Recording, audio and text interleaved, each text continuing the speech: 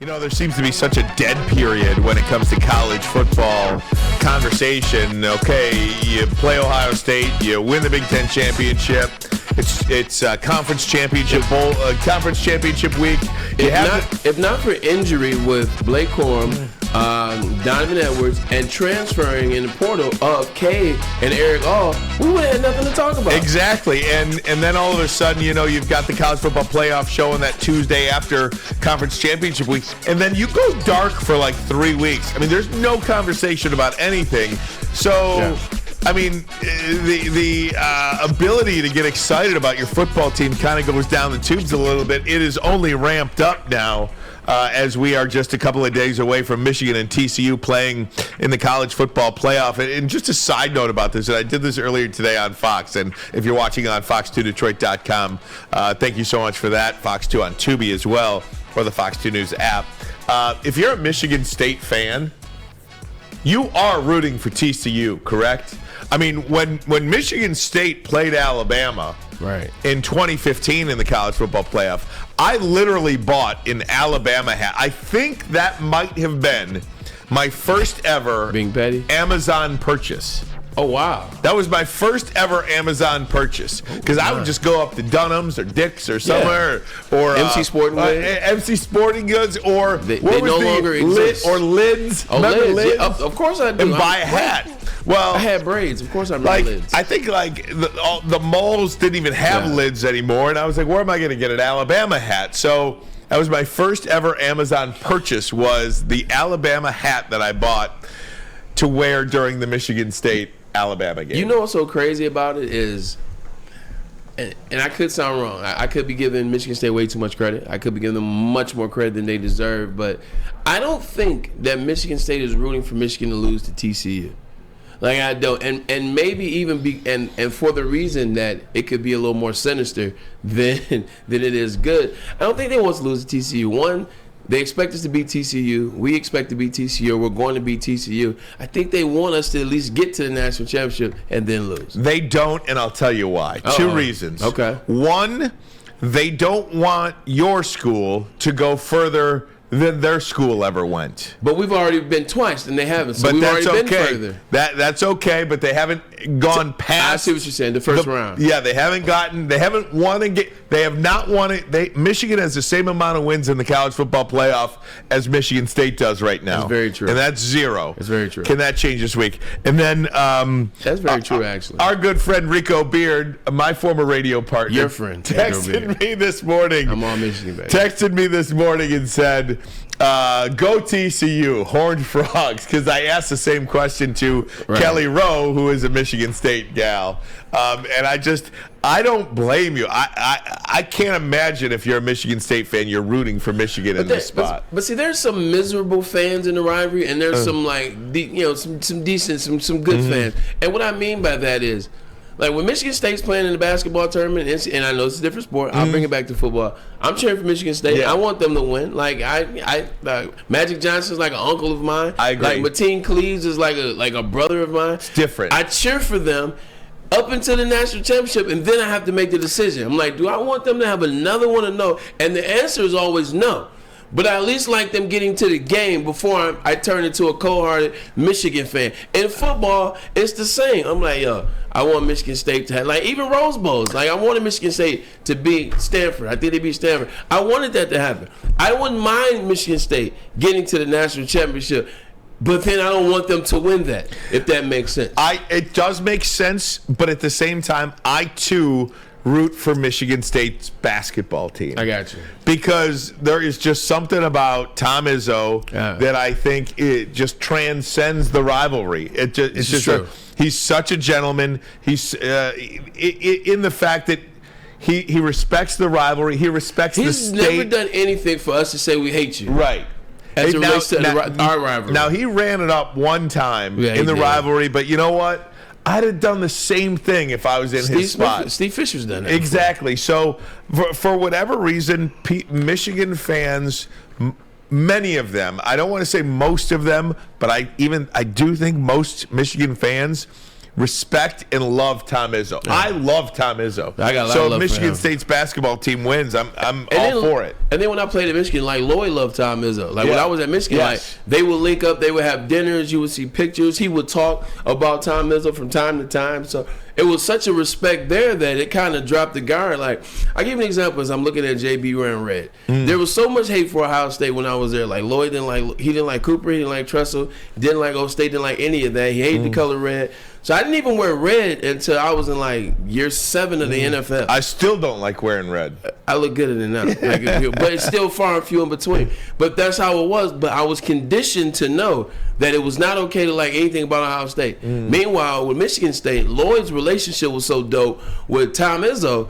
Like I was kind of conditioned to be like, hey, you know what? Like you can like Tom Izzo. You can like Michigan State basketball, and you can respect that because I do. And that's how it was. I said, well, shoot, Lloyd does, so do I. And then years later, you watch him for yourself as a grown man.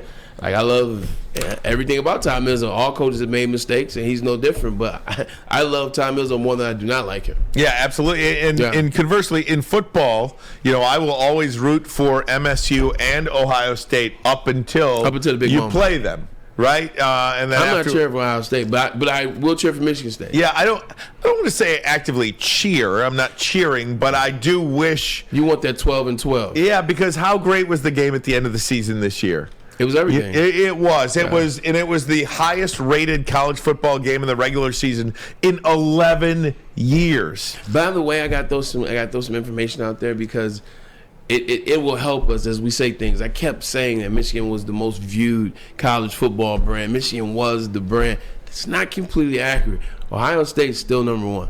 Like, isn't that crazy? In what? If you look at the views that they had per week, per games, Ohio State still won total views over Michigan. Total views, maybe, but the 3 of the 4 most watched games was Michigan. Yeah, and Ohio State was included in one of them. Ohio State had the most views. Yeah, sure. And I buy that. They had the most views, but like you said, the three of the top 4 were Michigan. But honestly, too, when you look at Ohio State, they're a much more fun team to watch. Oh hell yeah! Michigan is not a fun team to watch. A second half team that runs the ball all game, that's not fun. Yeah, Michigan is not a fun watch. Yeah. That Michigan State game this year was terrible. It was a terrible football game.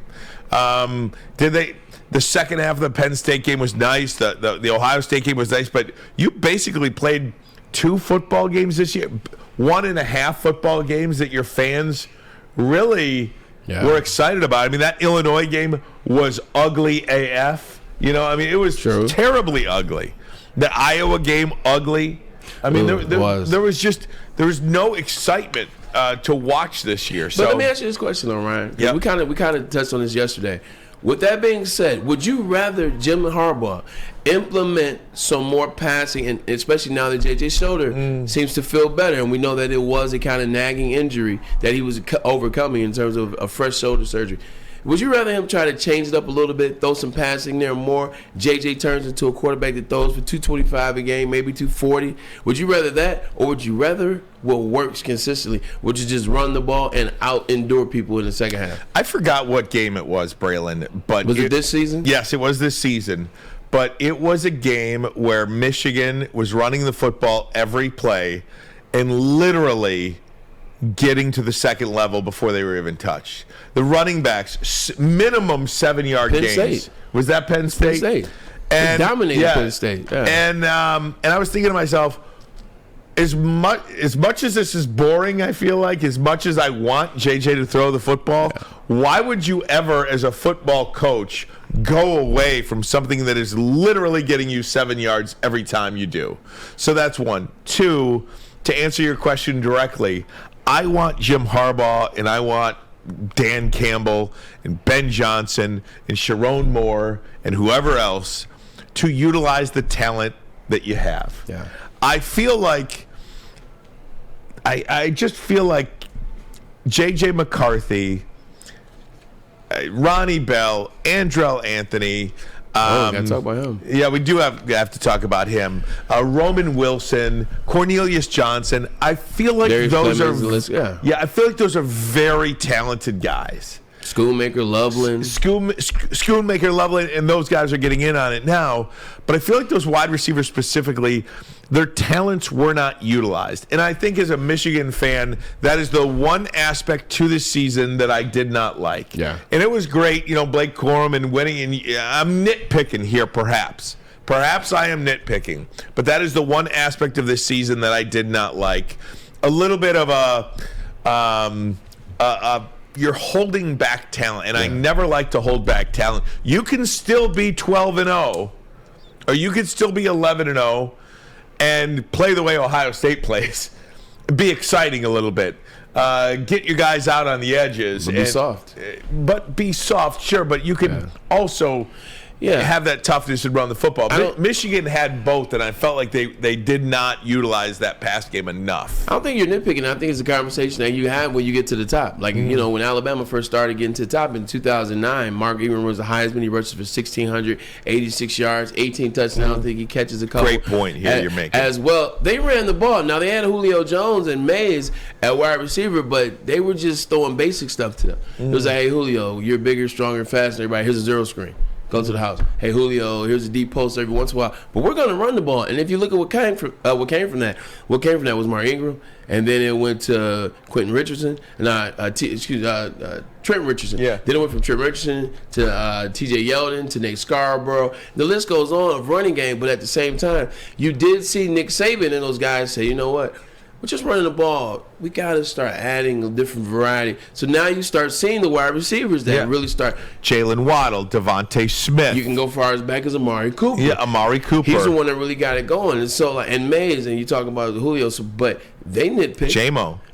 Jamison Williams, but Mechie Jr., who got hurt, they nitpick. But you know what happened when Henry Ruggs, Exactly. Seriously. But when they nitpick, Ryan, you know what happened is they didn't get worse. Devontae Smith, the Heisman Trophy winner, they didn't get worse. They got better. They got better because they still were running the ball. Najee Harris was on those teams. Last time I checked, they were throwing the ball. Scarborough was on those teams that was running the ball and throwing it. So when you're nitpicking, that's how you get better. You can't get better by just saying, oh, this works. This is what cool. we're going to do. This is what we're going to do. You have to nitpick because you have to get better. You have to adapt. So there's nothing wrong with nitpicking when your team is 25-2 in the past 2 years.